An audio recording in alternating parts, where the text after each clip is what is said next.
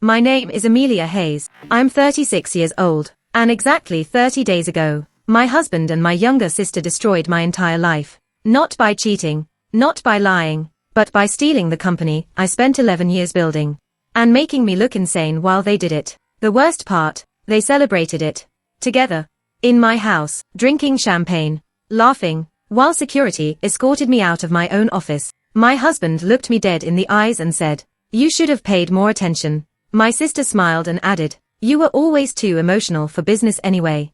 That should have broken me.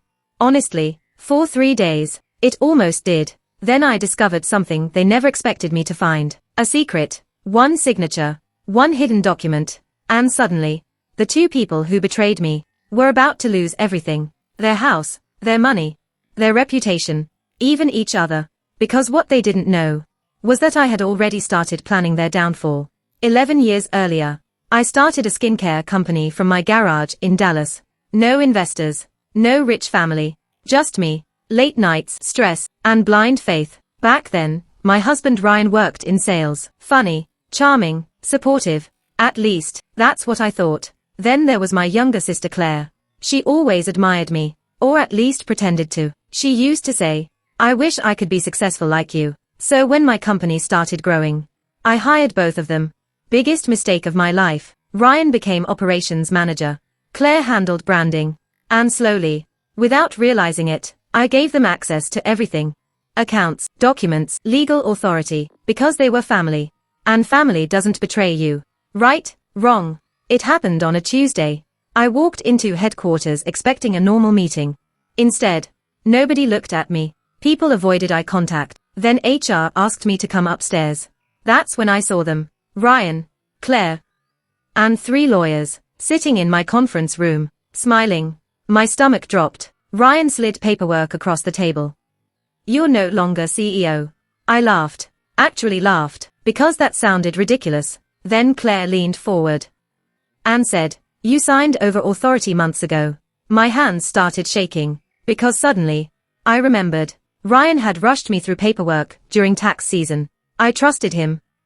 Apparently, I had signed temporary control rights, and somehow, they turned temporary into permanent. Then Ryan dropped the final bomb. He looked at me and said, "Oh, and Claire and I are together now." I stopped breathing. My own sister, my husband, for over a year. Behind my back, the divorce started immediately. They froze accounts, locked me out, tried convincing everyone I was unstable. Claire even told employees, "Amelia needs time for her mental health." That lie spread fast. I lost friends, business partners, everything. Then one night, a former finance employee called me secretly and said, "You need to see this." He handed me financial records, and there it was. Fraud. Massive fraud. Ryan and Claire had secretly borrowed money against company assets. Millions. Trying to live rich. Private jets, designer vacations, luxury property. But here's the funny part. They made one huge mistake. They never read the ownership contract properly. Because hidden deep inside, one clause changed everything. Years earlier, my first investor insisted on a protection clause. If fraud happened inside executive leadership, original founder rights automatically reactivated. Me? They never noticed it, because greedy people rarely read carefully. My lawyers moved fast, very fast. We collected evidence, emails, fake invoices, secret transfers, hidden accounts. Then came the best part. We quietly reported everything. Banks froze assets, properties entered investigation. And while Ryan and Claire were posting beach photos online, I was preparing court filings. I didn't scream, didn't argue, didn't beg.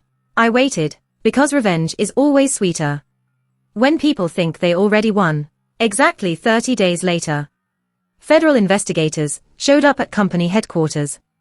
Employees watched in silence. Ryan panicked. Claire cried. Apparently confidence disappears fast when lawyers arrive. The luxury house, gone. Cars, repossessed. Accounts, frozen. And the company, returned to me. But the best part, Ryan blamed Claire. Claire blamed Ryan. They turned on each other instantly. Funny how fake love works. 6 months later, my business doubled in value. We expanded nationally. Employees trusted me again. And one rainy afternoon, I saw Ryan outside a coffee shop. Alone. Exhausted. Older, he quietly asked, "How did you recover so fast?" I smiled. And said, "Because unlike you, I built something real." Then I walked away. Because sometimes, the people who betray you don't need revenge. They destroy themselves the moment they lose access to the person who made them successful.